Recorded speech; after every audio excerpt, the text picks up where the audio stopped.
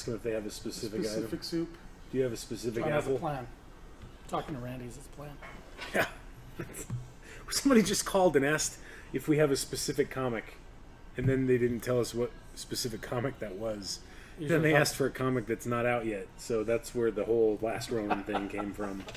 So Randy's going to call King Soopers and ask if they have a specific soup without giving them the soup name. Cream of mushroom? Do you have this type of soup? Cream of chicken? And then don't tell them the soup. You should make up a name. Make up a kind of soup, like cream of tacos. Cream of taco soup? You could do cream of some young guy. That's the one Deanna does to me in the drive-thru. Ask him for cream of some young guy. It's like, not funny. Now I'm embarrassed.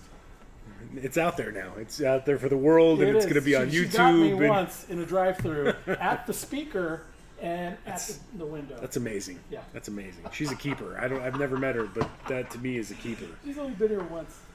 Okay, so we're here to talk to you about Final Order Cutoff. Final Order Cutoff is our last chance as a comic book store to adjust our numbers on books before they ship out to us for you to purchase. So it's something that's very important that we take very seriously, kind of. I mean, it's lighthearted seriousness.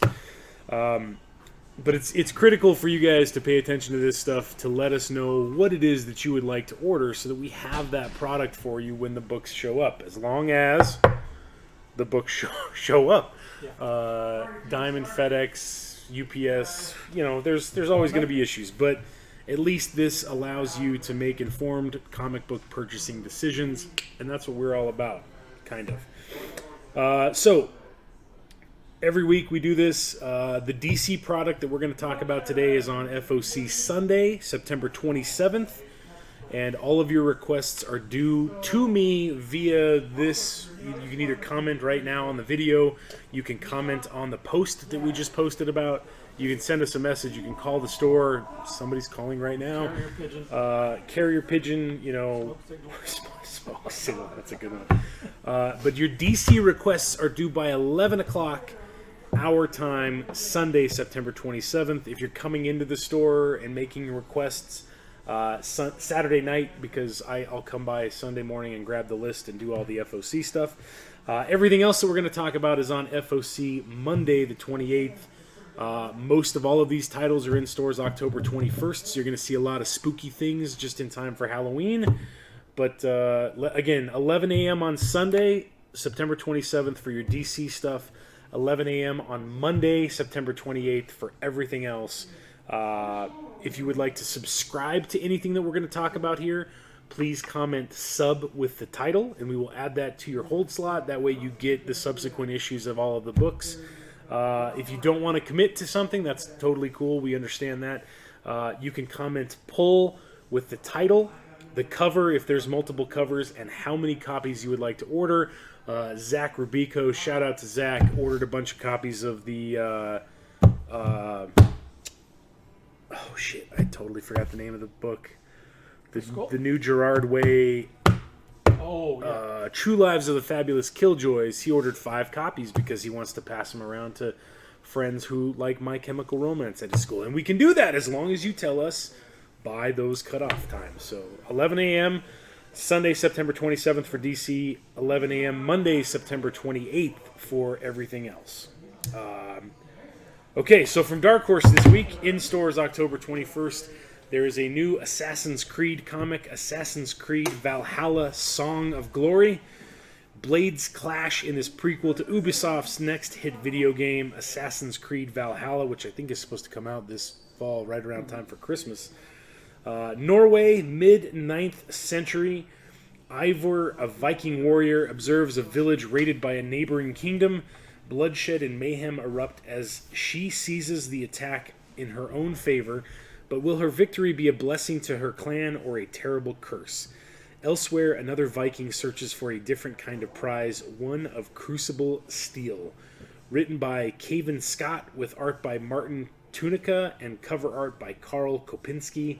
I want to say that this is a 4-issue miniseries. I've neglected to put that down in the information, but if you're a fan of Assassin's Creed, if you're a fan of Vikings, if you're a fan of bloodshed, this book could be for you. So there you go. Assassin's Creed Valhalla, Song of Glory, #1. Next from Dark Horse, here's one of those things. Yes, Stranger Things is getting a Halloween special that comes out October 21st. It's Halloween night in Hawkins, Indiana, and Will, Mike, Lucas, and Dustin gather in Castle Byers to eat candy and scare each other with a spooky story, revealing the quaint town's deepest kept secret, the Child Eater of Hawkins. That sounds terrifying. This little one-shot takes place 6 days before the start of Season 1. It is written by Michael Moresi. It is with art by Todd Herstov and cover art by Mr. Franco Francavilla. Good stuff. $3.99. It is just a one-shot. If you've been on subscription for any of the other Stranger Things books, we'll probably pull a copy of this for you. If you want more than one, just let us know. Let us know before Monday at 11. Hey, you like small kids? Hey, that kid looks nice and plump and juicy. I think I want to eat him because I'm the child eater of Hawkins, Indiana. Put my lips on him. Yeah. With hot sauce? Yeah. I need some hot sauce. You eat your hot dogs with mustard, and I eat my children with ketchup and mayonnaise and some dill pickle relish. It's glorious. Who's this guy? Oh, some man bat. From DC this week in stores October 21st, we've got Batman number 101. The end of the Joker War occurs in Batman number 100, but there's lots of stuff that's going to fall out from that, always. It is a new day in Gotham, and the horrors of the Joker War are just being realized. A bold new direction for Batman begins. What could that possibly be? What is he's day Batman? Like that's a different direction, work as right? a barista. Right? Batrista. Batrista. Here's a coffee. You want to use your double chocolate mocha soy frappe? You punk. Whose coffee is this? Who ordered the mocha frappuccino? That's all I got. I'm done. A bold new barista direction for Batman begins as Bruce Wayne's circumstances are forever changed. How did the Joker's rampage affect... Wait, how... That doesn't make sense. How did the Joker's rampage affected the citizens of the city? Affect. It should have been effect. That's. I didn't write that. Didn't write that. I didn't write that. You know, whoever the DC copy editor is, you're fired. How did the Joker's rampage affect the citizens of the city? And why does Cole Cash, a.k.a. Grifter, now work for Lucius Fox? Main cover on my side is by Guillaume Marsh. Variant cover on Dom's side is by Francesco Mattina, and there is Grifter in all of his autumn glory. There's bats. How do you get fallen leaves inside of a bat cave? You blow in there. That's weird. There's a hole. I mean, come Blows in on. there. You don't need to make an autumn cover just because it comes out October 21st. Whatever. Somebody's honking out back. Yeah. Next from DC. Holy hell, look at that variant cover. Yama Hama. Catwoman number 26. Also in the aftermath of the Joker War, Selena Kyle has taken up residence in Alleytown. That's a good looking cat. This guy honking out back is driving me nuts. But when she finds that her old stomping grounds have been taken over by drug-running mobsters, she hatches a plan to take the town back. However, unbeknownst to her, she is being tracked by a terrifying new foe. New foe! New villain! Uh-oh. A hitman in priest's clothing known only as Father Valley, who carries a bag of Bibles around as trophies from each of his victims. That's creepy. That would be heavy, too. Why wouldn't you take a different souvenir? I don't know.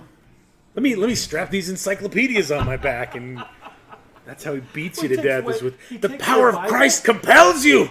The power of Christ. I can't kill you until I can find your Bible. That's right. Hold on. Let me go to the nearest hotel, motel, Holiday Inn. Say what? Will she be able to loosen the mafia's stranglehold on her new hometown? On her new. Who put a comma there? I read the comma. Will she be able to loosen the mafia's stranglehold on her new hometown or become another victim to Father Valley's sacred oath? Main cover by Joelle Jones. Variant cover, the Pussy Galore variant right there by Jenny Frizen. It's pretty good. I like the upside down cat that's over there by her left hand. He's just like, hey, I'm pretty and I'm fuzzy. You want to pet me? Pet me. Pet my fluffy kitty, Mike. You guys doing the pod? Yeah, see the cat? It's a good Catwoman cover surrounded by cats. Yeah. You got a bunch of stuff? I sure do. Oh, crap. Price. Let me... How much stuff? When you're done petting your fluffy kitty, Yeah. You got... I'll pull up and I'll start unloading. Okay, I'm sorry. We'll get Randy on it. Randy! I'm just kidding. I know, I know. Okay, next from DC, we got another death metal tie-in, The Robin King, in stores October 21st. Just a one-shot like all of the others, with a utility belt filled to the brim with weapons designed to kill every hero in the DC universe. Robin King is the most sadistic soldier in the Dark Knight evil army. In the Darkest Night. It should be Darkest Knight's evil army. Who's writing this shit? I'm sorry. Can anyone stop him from laying waste to Earth's last line of defense? And how did he become one of the Batman Who Laughs Groblins in the first place? Is that what they're calling Groblins? Like Sounds kind of cool. Robin Goblin? Groblin? Yeah, That's cool. I like that. That's kind of And in the backup story, can the Robins liberate Gotham City from the Darkest Knight's control? So the main cover right there is by Riley Rossmo. $5.99, like all of the one-shots have been up until this point. If you're sub to all the metal stuff, we've already got it taken care of. If you would like to pull a copy of just this book, let us know. We can make that happen for See you. the trident on it? Yeah, I do. Looks pretty warped. Aquaman's hand sticking out there with the orange and the green. Yeah, I didn't see that. I like the Firestorm. Firestorm should be snuffed out if he's dead, but he's still At least some. flame on right there. Okay, so finally from DC, I had to feature this book because look at the variant cover. If you can tell me who that is, you get a shiny quarter. Finally from DC, we got Teen Titans 46 with Damian Wayne renouncing his role as Robin and leaving the Teen Titans behind. Jonathan Kent returns from the future and the Legion of Superheroes to ask the remaining Titans some tough questions about his best friend. And when Superboy asks questions, he demands answers. Main cover by Bernard Chang, right there. Variant cover, the pastel wonder, Peach Momoko. There you go. You will. I think that's the only time you're going to hear her. No, it's not. There's more. Peach Momoko on the variant cover. Teen Titans number 46. All right.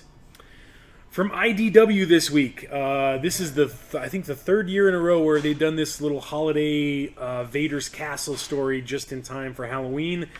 Star Wars Adventures Shadows of Vader's Castle number 1. The Empire has fallen and the Mustafarians, is that like Rastafarians? Yes. Hey man, hey Vader man, why you gonna make a mess of Mustafar? The Mustafarians celebrate because the Empire has fallen, but they know they will never be safe as long as they live in the shadow of Vader's castle. That's the title of the comic. That's right. Two young boys decide they're going to destroy the castle themselves, but a wizened old Mustafarian tries to put them off by telling them tales to teach them the lessons they might otherwise have to learn the hard way. Written by Cavan Scott, the same guy that's doing the Assassin's Creed book, with art by Franco Francavilla and others. The cover, so this is technically the 1 in 10 cover because they didn't have the regular full color cover ready to go, but they had the black and white cover ready to go. So the regular cover is going to be this, but it's going to be in full color. The variant cover over there on Dom's side is by Derek Charm, and then this is the 1 in 10 black and white Francavilla variant. So there you go. I'm excited about this next one because this next one we have a very special store exclusive cover to. Oh, look at this. Here it is. We've been talking about it for weeks now. From Image this week, we've got The Scumbag number 1, a new ongoing series from Rick Remender, the writer of Deadly Class, a comedy espionage series. The Scumbag is the story of Ernie Ray Clementine, a profane, illiterate, drug-addicted biker with a 5th grade education.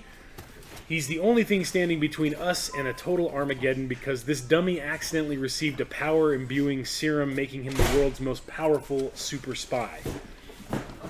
It's great, right? Main cover is by Louis LaRosa, who is also the interior artist on the book. Variant cover on Dom's side is by Andrew Robinson. You okay? Yes, He's also got... Hold on.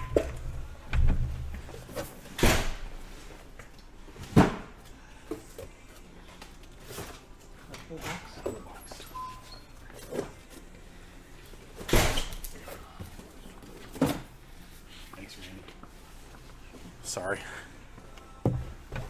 Okay. What's this one here? Oh, what is that? That looks like a That's our cover with trade dress. And that's the back of our cover, which is cool because it's kind of a throwback to James Bond. So, Louis LaRosa doing the A cover, Andrew Robinson doing the B cover. There is also a blank for this, which is kind of cool, that they just announced at FOC. And then we've got our store exclusive right there by Mr. Jorge Corona. Thank you, Jorge. You killed it on that one. We are doing a package of all 3 of those covers for $20 if you are so inclined. Our store exclusive is $15 by itself, so it's a pretty good deal. It saves you a little bit of money, $4 a piece. So that is it. That's it for Image. Scumbag number 1. Get your orders in. Let us know. It's going to be fun. We've all, I think, did you read it? The PDF? No. Oh. Yeah, you didn't have it. I'll have to. It's fun. It's just ridiculous, fun ridiculousness. Holy crap, Mike. You're not kidding. I'm sorry. That's all right. It's there. Thank you, sir. Sorry. From Marvel this week comes, this drives me nuts, Amazing Spider-Man number 50.LR, because apparently the left rear blinker is out. Apparently the Last Remains story arc is so huge it can't be contained within the pages of Amazing Spider-Man. So we have these weird little one-shots that, Blank COVID. 50.LR, there's a 51.LR, LR stand for? Last Remains, because that's the story arc. Kindred's assault is so epic it's going to sweep the other spider heroes of the Marvel Universe up in its wake. All this and the bombshell dropped at the end of Amazing Spider-Man 49 rolls toward one of Marvel fandom's favorite characters, written by Nick Spencer and Matt Rosenberg, art by Federico Vincentini.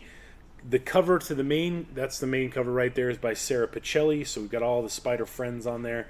Variant cover on Dom's side is by Federico Vincentini. Thank you, sir. Have a good one. Which is the cover, or the interior artist. So there you go. If you're subscribed to Amazing Spider-Man, you don't have to worry about this because we will already order a copy for you. We just need to know if you want the variant cover and the main cover, that sort of stuff. So, Amazing Spider-Man number 50.LR for Last Remains. Next from Marvel this week comes Fantastic Four number 25. There Shall Come a Reckoning, a new era for the Fantastic Four, and we're only 25 issues in, so that's not too bad, I guess. Do not miss it. This has the first appearance of a new villain, I believe. I think, yes.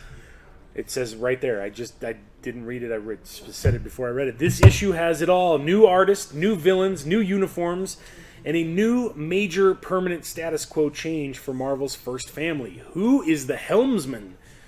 Is he here to save our reality or destroy it? Why is Victorious in New York, and what will that mean for the Human Torch?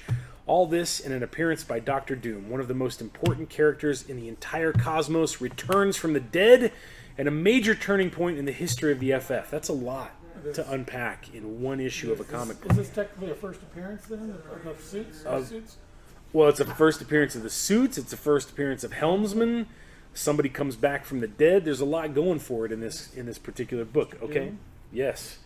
The main cover is by the fantastic Mr. Mark Brooks. The variant cover over there on Dom's side is the Alex Ross Timeless variant. There are also an Art Germ cover and a Scotty Young cover, but we don't have images for those when I typed this up last night. So we'll have to check into we'll check those. FF. You said Scotty Young, or did you say Scotty Young and Art Germ for Fantastic Four 25, but I don't have images, so this is something that you guys are going to want to pay attention to over the weekend. What number is that? 25. 25. Yes, sir. Okay, next from Marvel, we've got Guardians of the Galaxy number 7, which also starts a new story arc. The new age of space is here. In the wake of Empire, the political map of the galaxy has been redrawn, which means it's time for a nice, peaceful diplomatic conference. As the new ambassador for the utopian Kree, Marvel Boy made a solemn promise to be on his best behavior. So how come his fellow diplomats are being murdered one by one? And it looks like he is the killer. Main cover on my side is by Raphael Albuquerque. Variant cover on Dom's side is the Fortnite variant cover by Javier Garan. What's Groot doing with a llama? Fortnite variant, Javier Garan. Guardians of the Galaxy number 7. Here we go. Spider-Woman number 5 / number 100 hits stands on October 21st. This one we do have all the covers for. With not just her life but her family's on the line, Spider-Woman takes desperate action as her own body turns against her, and with her enemies so close to home, can Jess hold herself together in time to save everyone. An unmissable blockbuster 100th issue with all the stops pulled and no punches pulled. Okay. $4.99 for Spider-Woman 5 / 100. Here we go. Main cover. Jung-Gan Yoon right there. It's good. It's a solid cover. Variant cover on Dom's side is by Alex Ross with the Timeless cover. So you may remember this one from issue 1 where she was in her red and yellow costume. This is the same exact image by Art Germ, but with her in her current black costume. Then we have on Dom's side the Pat Gleason Spider-Woman by Night horror variant, just in time for Halloween. Down here, next row, we've got Greg Land doing a cover to Spider-Woman number 5 / 100. Over there on Dom's side, that is Peach Momoko, believe it or not, doing a cover to Spider-Woman number 100. That is probably the most normal cover I've seen of her in a while. Look like her stuff. Then it is. These are all open to order, which is why we're featuring him on the write-up here. Down one more row, we've got the Sana Takeda from Monstrous Villains variant. And over by Dom, Scotty Young with the Spider-Woman 5 / I like the negative space. It's like, is he ever going to get done doing this stuff? But they're still good. Here's my question, right? Because we're just going to branch off into a little storytelling. We actually reached out to Scotty Young to see if he would be interested in doing our cover for Scumbag. Unfortunately, because there are no cons, he's taken on a bunch of other workload to do, stuff so that he can get paid. My question is, how much time do you think it takes him to knock that Spider-Woman cover out? Less than an hour. Right? He's like a master beast. But his stuff is good. It is good. It's good. It's him. You can't argue that isn't a cool cover, especially because they're using all of the red as the negative space. Right. So he had to draw even less for that one. Right. But it's cool, and I like it. And Scotty, do a cover for us, please. Okay, finally from Marvel this week, we have Werewolf by Night, number 1 of 4 issue miniseries. The Hour of the Wolf. A new Werewolf by Night is prowling the Southwest, but all is not as it seems. A young man, a family curse, and an unholy experiment prove a dangerous combination for a small town in Arizona. All young Jake wants is to protect his people, but who will protect him from the monster within? Taboo of the Black Eyed Peas and Benjamin... What a name, man. I can't say it. I can't say the name, Dom. I can't even see what it is. His name is Benjamin Jackendoff. Oh. Team up with Scott Eaton to tell an epic tale of righteous fury and incredible transformation in the mighty Marvel manner. That is not to be missed. I hope that's a pen name. Why would you choose that as a pen name? No. Main cover is by Mike McCone, and it is fantastic. The variant cover on Dom's side is by Jeffrey Verege.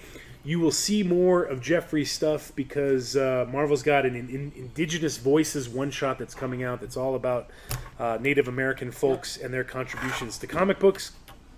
In celebration, Jeffrey Verege is doing a whole series of variant covers for books that are coming out, and I think they look fantastic. So... Werewolf by Night number 1 from Taboo of the Black Eyed Peas and Benjamin Jackendoff. A little bit. So there's a hold on, go back up. There's a little sentence right. Keep going up right there that says that X-Men number 13 also has a Fortnite variant this week by Joe Quesada. We didn't have art when I typed this up last night. So, but those of you guys who are on all of the Fortnite variants, I just wanted to call attention to that. X-Men number 13 is on FOC, has a Fortnite variant by Joe Quesada. Okay? All right. Okay, from Boom Studios this week, Something is Killing the Children hits issue number 11. Erica Slaughter's gambit to save Archer's Peak has failed. Now the town is under the full control of the Order of St. George, and if the spread of the monsters can't be contained, then the Order might move to eradicate the entire area. A main cover over here on my side by Werther de Ladera, who is the interior artist on the book. Variant cover on Dom's side is by Jenny Frizen, open to order. There's also a blank cover for Something is Killing the Children that is available for issue 11 as well. So 3 open to order covers for number 11. So make sure Get them while they're hot. take advantage of that. I meant to read this. We got a digital PDF of this last night, and I didn't get a chance to. But I love the guy that's writing this next book. From Vault this week comes Giga number 1. If you like giant kaiju monster, giant robots in the vein of Pacific Rim or Ultraman or any of that stuff, you're going to want to check this book out. Nobody knows why the skyscraper-sized mechs known as Giga fought their bitter, centuries-long war. All they know is that when the fighting finally stopped, the dormant Giga became humanity's new habitat and new gods in one. When disgraced engineer Evan Calhoun finds an apparently murdered Giga, his society and the fascist, tech-centered religious order that controls it are rapidly thrown into chaos. From writer Alex Packnadel, who did Friendo, Turncoat, Incursion, and a whole mess of other awesome stuff, and rising star artist John Lee, comes another Vault and White Noise partnership about what happens after the mechs stop fighting.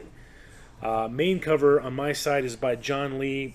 B cover, which is a Shogun Warriors cover swipe by Tim Daniel. And down here we've got cover C by Adam Gorham. The folks at Vault are very cool. We appreciate everything that they do. Again, we're trying to promote something new, something different. Give this book a shot. It is absolutely gorgeous. It's cool. I got to read it. I've read a couple of pages, and I love Alex Packnadel. He's a fantastic writer. Check it out. You won't be disappointed. From Archie this week in stores on October 21st comes the Madam Satan one-shot. From the world of the hit series Chilling Adventures of Sabrina comes Madam Satan. The Queen of Hell has had enough playing second fiddle to the devil himself and is ready to take matters into her own hands. Will Madam Satan prove herself to be the most powerful being of the underworld? Find out in this terrifying one-shot tale with a main cover by Julius Oda and a variant cover on Dom's side by Robert Hack. It's been a while since we have seen anything new from the Archie horror line, especially as it pertains to Sabrina, so it's kind of cool that we're getting this one-shot just in time for Halloween. Okay, next from Zenoscope this week, we have Belle, Horns of the Minotaur, number 1, just a one-shot. Belle is a beast hunter, a legacy passed down from mother to daughter in her family for generations. With that duty, she has taken on many different kinds of creatures to protect our world from the unknown, and who equally wanted to end her life.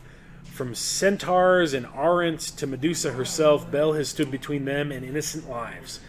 In her past, she has even taken on a minotaur, but this time something is different, and Belle is going to learn a long-lost secret about this race of monster, even if it kills her.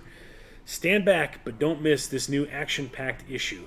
Again, Zenoscope's terrible about giving us creator names, so the main cover is by somebody with a last name of White. The B cover is by Igor Vitorino with a very cool armored... Yeah, cover C. The person's last name is Jimenez. I don't know what his first name is, but there you go. That is Sexy Time Belle Monster Hunter. So there you go. A, B, and C, they are $5.99 for that one shot. Horns of the Minotaur. And this brings us to our subsequent print speculation section, brought to you by Mr. Oscar Cassis. Hey, bro. Any second prints?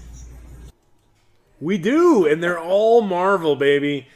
Literally every single one that's on FOC this week is from Marvel. So I have no images for any of them because none of them were ready when I typed this up last night, but we'll go through the list. You've got Cable number 4 with a second print, Excalibur number 12 with a second print, Immortal Hulk 35 with a third print, Marauders number 12 with a second print, Miles Morales Spider-Man number 18 with a second print, Thor number 7 with a second print, Wolverine number... up for the good ones. Yeah.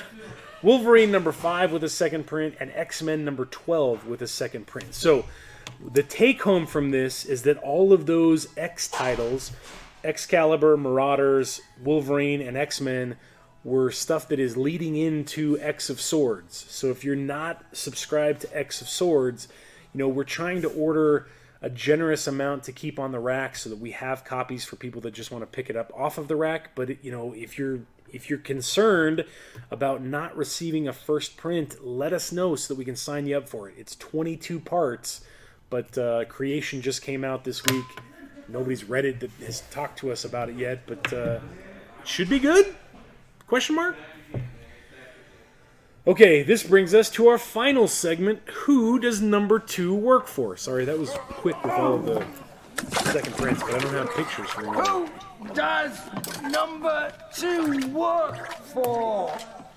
Who does number 2 work for? That's right, buddy. You show that turd who's boss.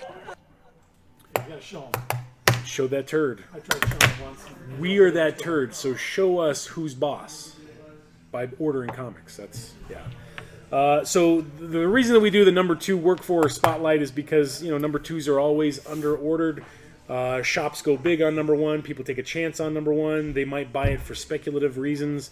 They set it aside. They don't read it. Number 2 comes out. We don't know how to order because sales looked great for number 1. We're going to cut numbers for number 2 because we got a number that we got to keep in mind. But anyhow, the long and short of it is number 2s always get under-ordered. So if you picked up a number 1, if you read it and enjoyed it, let us know so that we can make sure that we at least have a copy of number 2 for you. Have till Monday. Till Monday.